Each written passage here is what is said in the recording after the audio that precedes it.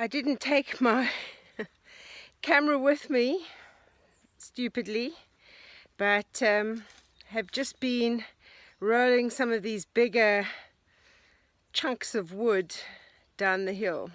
I've really got to start moving all this wood to the side of the road so I can pick it up.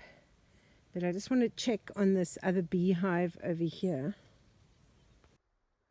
So if you could harvest your own firewood from the farm, and you could provide your own building materials like cordwood and fence posts, wouldn't you go for that?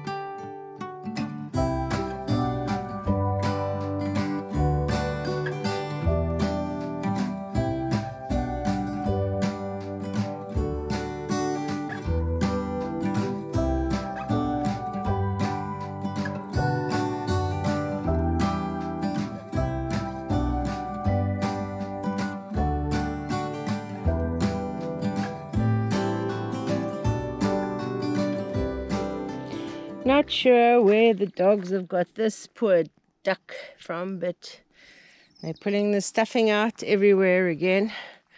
Right, let's offload this quickly. Did I say quickly? Probably lying.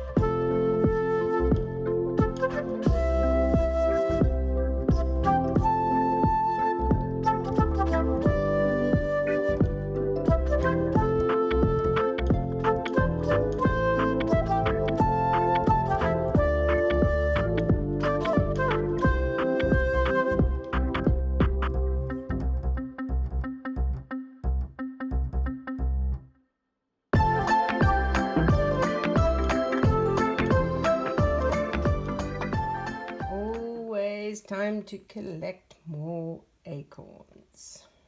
The pigs love them. So yeah, they're all up. There's still a whole lot more up there, but it's in like a little gully, and I think I've got enough here.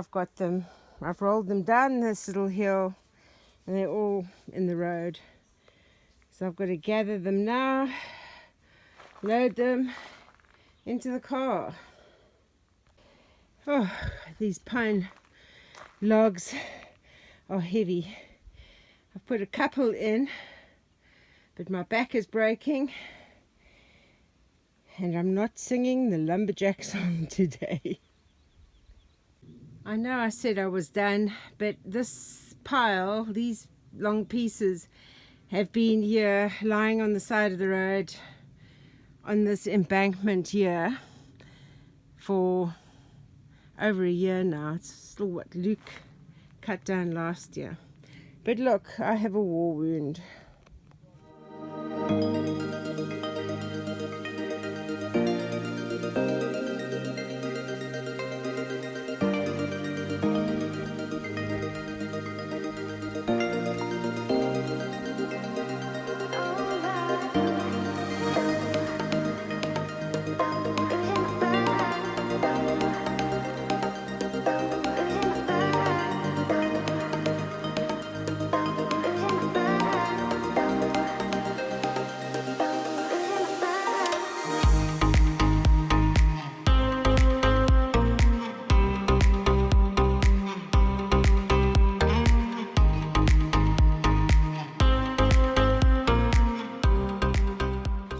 So I've had another wood delivery that I can make, yeah, pig houses and maybe like a little shed or something with this wood. Brilliant. Misty morning. It's quite chilly.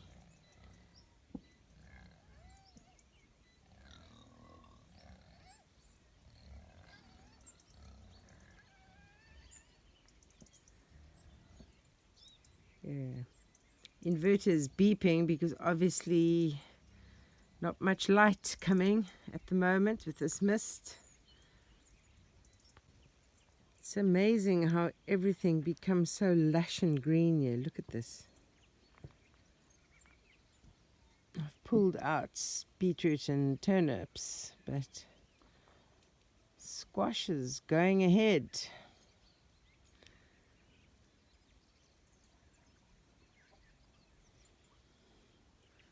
You can see the dead duck over there.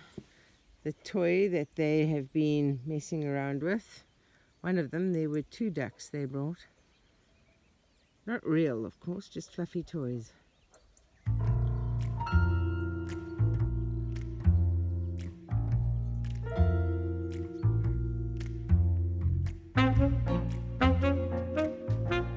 Breakfast time, breakfast of champions.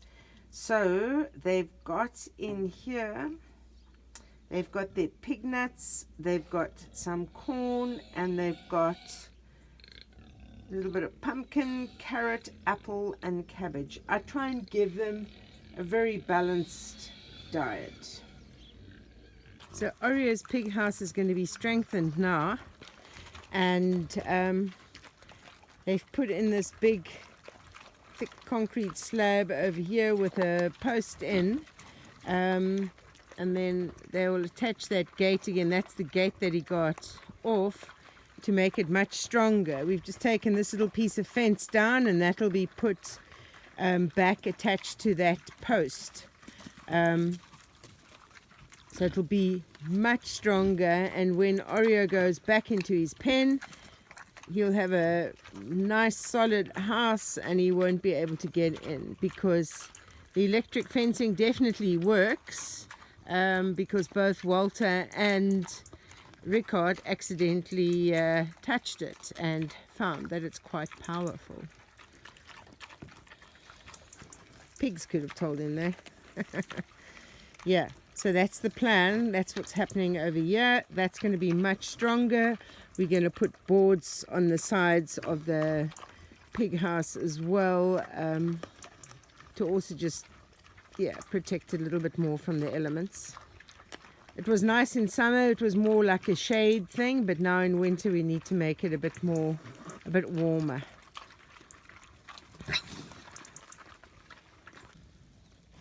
The little piglets are having the zoomies. Look at them. It's like off to the races, running around, sprinting, getting their exercise workout done.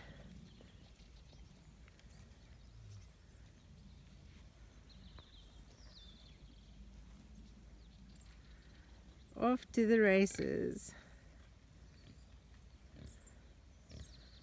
Just running around, just like crazy.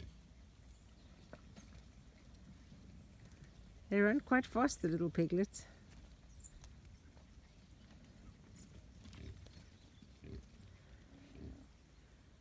Another gloomy day weather-wise, but this rain is all good to fill up all our water supplies.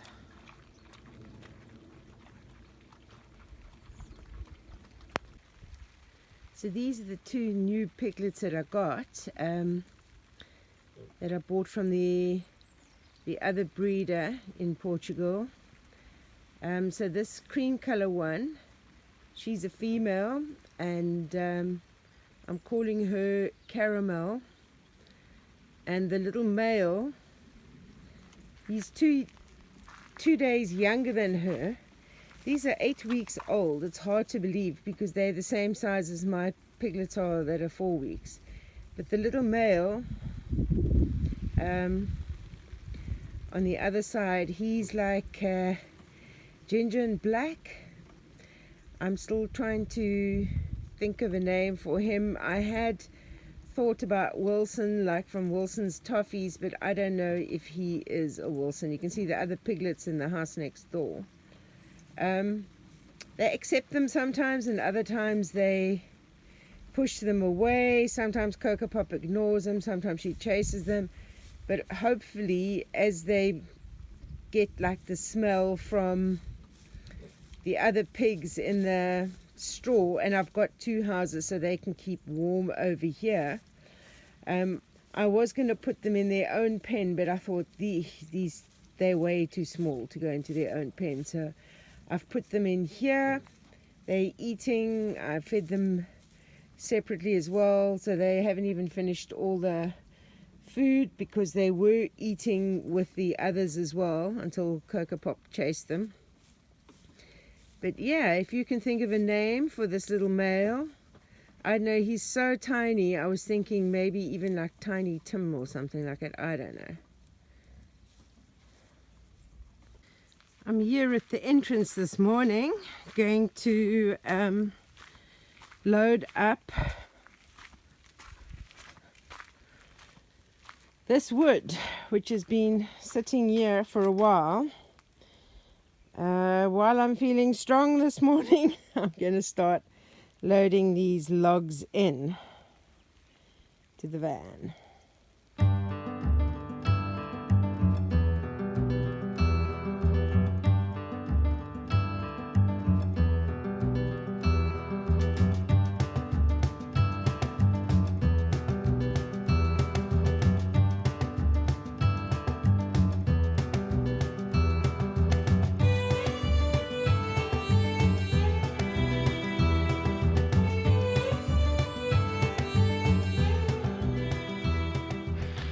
Right, Walter's helping me load up the eucalyptus. Juno is resting while she watches us work. Very unusual for Juno. The rain, of course, has started coming down again, but it's not too bad actually. Right, so I am going to put this. I'll put this on top of this eucalyptus one. Or I'll put this on top of this pine one over there. Yeah. There we go.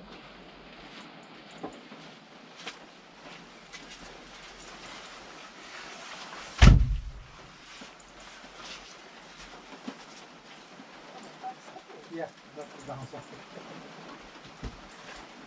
They are quite slippery.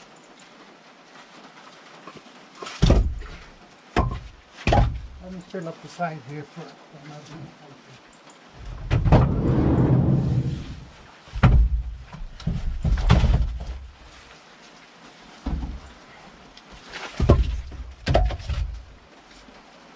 Those discs that you were using for the fire are actually they're actually for the building. Ah, okay. I thought that was bigger than what we used them. Yeah. No, but the other ones don't use. Because it's I'm going to use it if I do the plan with those was it depends on what Nick's doing with the window. If he's going to do the window the way it is now, then those discs I'm going to stick on the OSB that'll go in the middle. Right. And then point around it so it fits in with everything. Yeah, that's smart.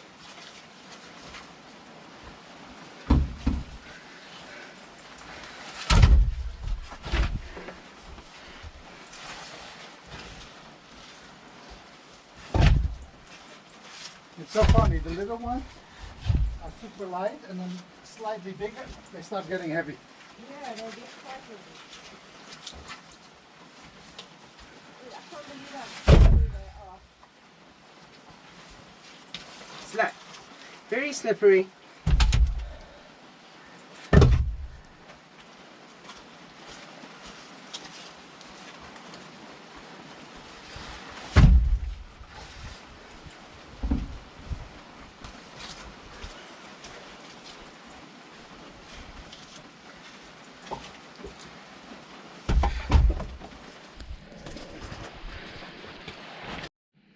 So Tandy, where should I stack the cordwood that I have to offload from Matilda? What are your ideas? Because this is all firewood over here and I don't want it to get mixed up with firewood and it's going to have to dry out. What do you think? What are your thoughts on this? Do you have any thoughts on this? Any thoughts on where I put the cordwood? The noisy eater. Yes, you. So on a gloomy day like this, I think today is going to be a bit of a baking day. So you might be wondering, what am I going to do with some frozen spinach and peas? Well, I'm just going to let it defrost a little bit because I bought a grilled chicken the other day, which I haven't had time to eat any of yet. So I'm going to show you how to make the easiest crustless quiche ever. So it's going to be a chicken, spinach and pea crustless quiche. And I'm going to show you how to make it so easy, really, and you can put anything in it. You can use any leftovers that you have to put in with it. And I think I might make some chocolate chip cookies today as well. So for this crustless quiche, you literally put in anything that you want. So I've got my greased baking dish. I've chopped up onion. I'm going to chop up some garlic because I happen to like garlic. The only thing you got to remember is that the heaviest ingredients go at the bottom. So it gets gradually lighter, lighter, lighter. So I'm going to put in the onion and the garlic. I have got, this has been sort of defrosting my spinach and peas just to give it a bit of vegetables. And I had one piece of ham left in the fridge, so I'll chop that up, add that in. And then this grilled chicken that I never used, I'm going to take it off the bone. And I should have about 2 cups of cheese, but that's all the grated cheese I've got. But I've got some cheese slices, so I'm just going to break them into smaller pieces. You do what you got to do. So it doesn't matter what goes in. You can easily turn this into a vegetarian one if you want. So, but the egg custard is the important part. So that is going to be, I've got my 2 tablespoons of melted butter, and I'm going to add in the 1/2 cup of flour, then the 1.5 cups of milk, which is here. Not the aquavit, that's not going in. But the milk is going to go in, and the 4 eggs. And you mix that together, and that is literally the last thing you do, you put on. So you're going to put, I'll do the onion, I'll do these veggies, I'll put on in the chicken, and to your egg custard mixture, you can add in whatever spices, things you want. The cheese goes on last, and then the egg custard mixture that you've made. And then it goes into the oven for about 35 minutes, and then it's done. Perfect. Okay, so I have put in the onion, the garlic, the spinach layer. You're just going to do this in layers. Some peas, and then that piece of ham that was left over, and tomatoes, and I might just sprinkle on some of my garlic and herb, just to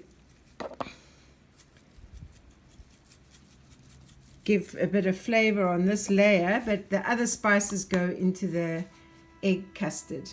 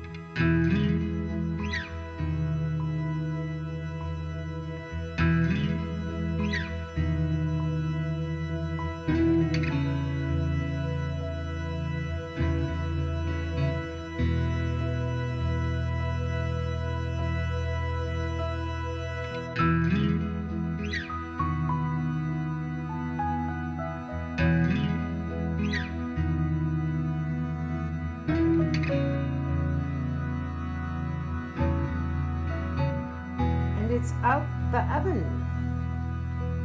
Here we have the delicious crustless quiche. I have quite a lot of cordwood. There is firewood here as well. So the firewood will just come with these other big logs that have to be chopped up. But where am I going to put the cordwood? So this all has to be debarked and that still. And I don't want it to get rotten. It's been lying out in the rain, so it's got to dry. Where can I put this? I'm wondering if I should get the wheelbarrow, and I really don't know where to move it. Where can I move it? Where can I put? I don't want it to get mixed up with the firewood. I'm just thinking aloud now. Oh, dogs are on the rock down there overlooking. They've seen some movement. But see, the gravel is over here, otherwise I would have put it here. I'm wondering. Maybe I need to put it up there. But then I've got to move it all the way down here to debark.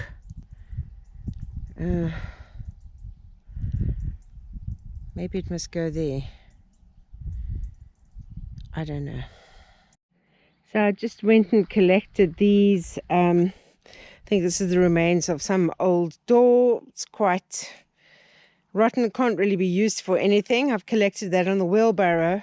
And I'm thinking if I put it down over here, maybe over here, then I can put the eucalyptus logs on that and then cover it with the tarp, because then it'll be off the ground.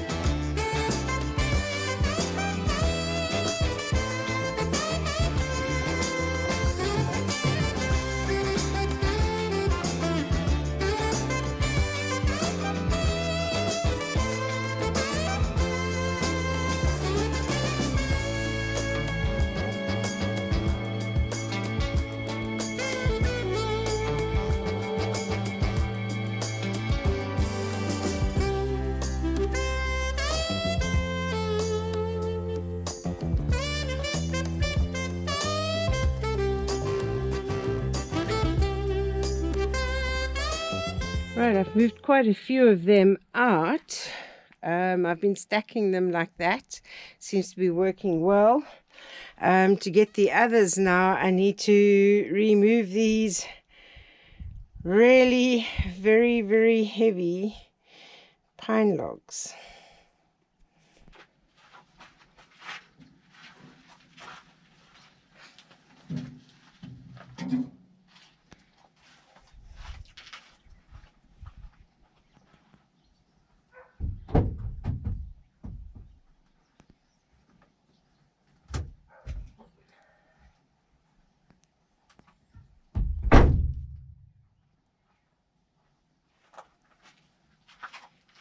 For the pine, you always want to use gloves because the resin stains your hands. That's what I have learned from experience. It's not about splinters or anything. It's about protecting your hands from the pine resin.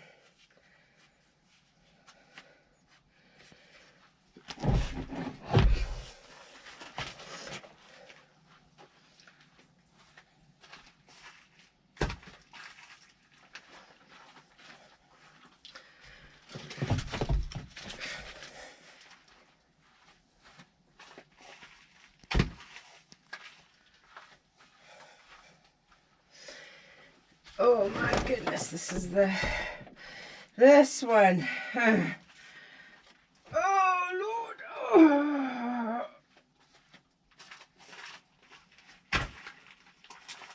Whew. Instant backache, that one. Instant backache.